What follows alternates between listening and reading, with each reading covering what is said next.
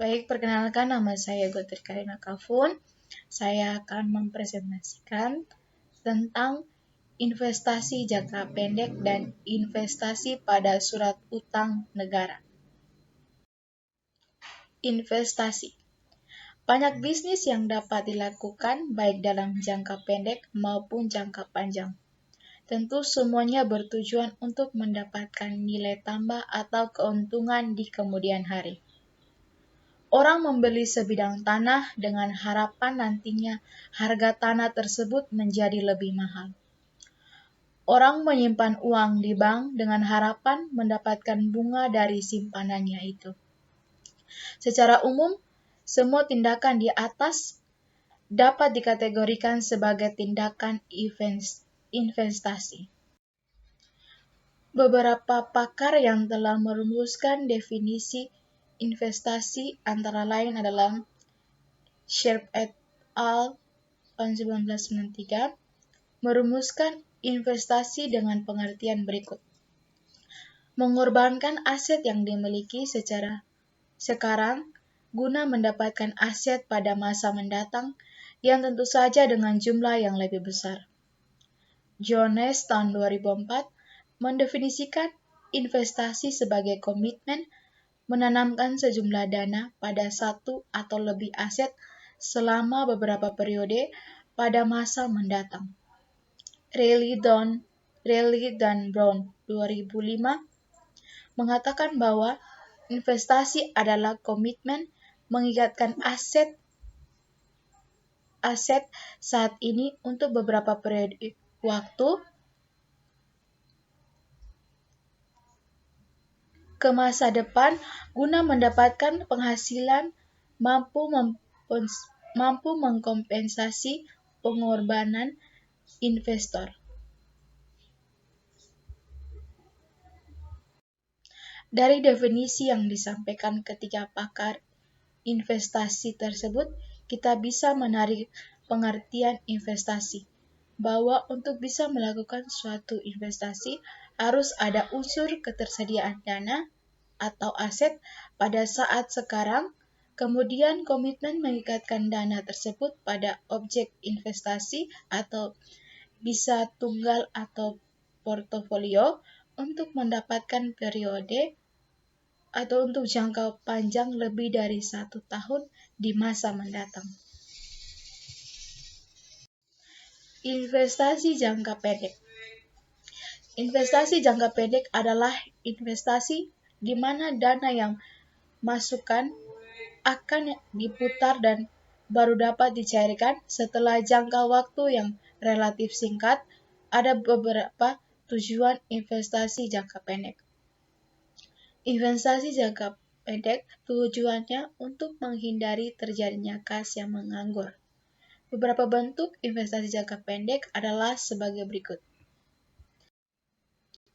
Yang pertama, tabungan bank.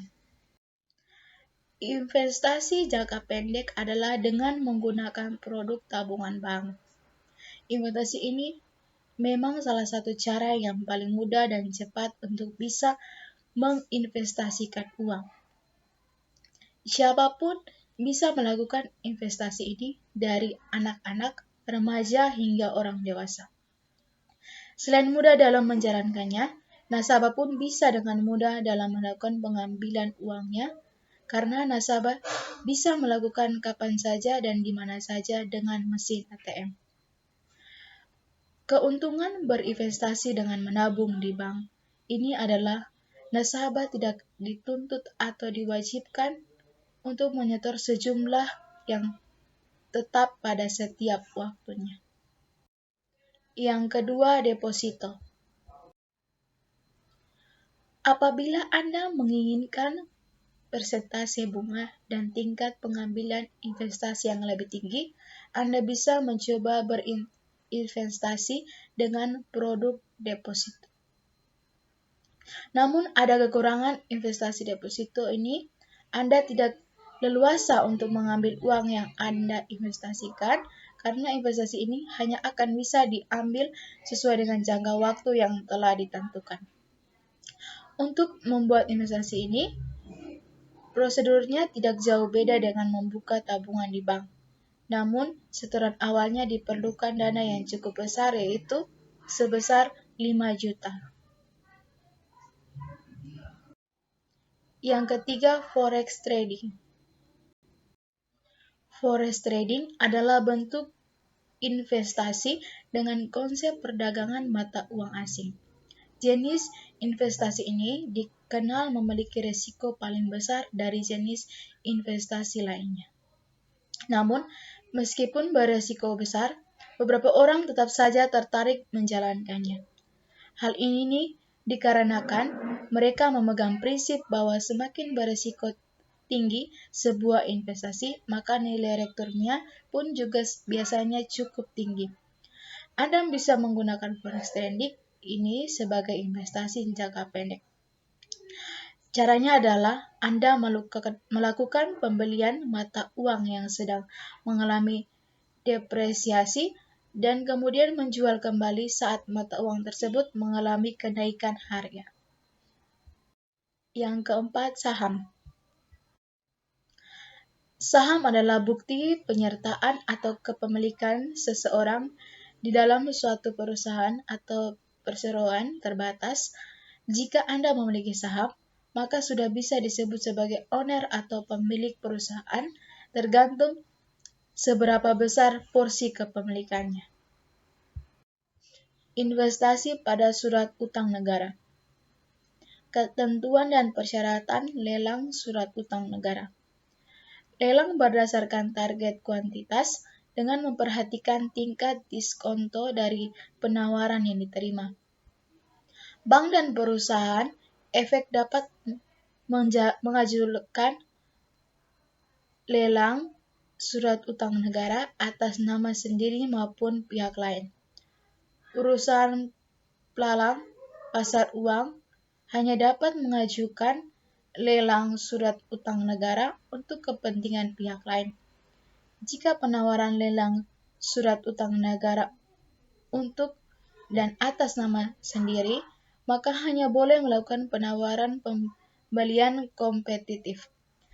Peserta lelang mengajukan penawaran pembelian sound untuk dan atas nama pihak lain, yaitu orang perorangan, perusahaan, usaha bersama, asosiasi, maka pengajuan penawaran dapat dilakukan dengan cara penawaran pembelian kompetitif atau non-kompetitif.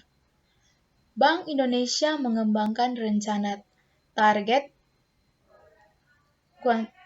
kualitas lelang berupa target indikatif selambatnya 1 hari kerja sebelum hari pelaksanaan lelang melalui pusat informasi pada pasar uang. Tata cara pelaksanaan lelang surat utang negara. Bank Indonesia mengumumkan target indikatif dan tanggal pelaksanaan lelang surat utang negara. Kedua, pengumuman rencana lelang surat utang negara. Ketiga, pada hari pelaksanaan lelang surat utang negara, peserta lelang mengajukan penawaran kuantitas. Yang keempat, pengajuan lelang surat utang negara dilakukan oleh kantor pusat suatu bank. Yang kelima, pengajuan penawaran dilakukan oleh kantor pusat perusahaan, pialang, pasar uang, dan perusahaan efek. Yang keenam, penawaran lelang surat utang negara mencakup penawaran kuantitas dan tingkat diskon. Sekian presentasi saya, terima kasih.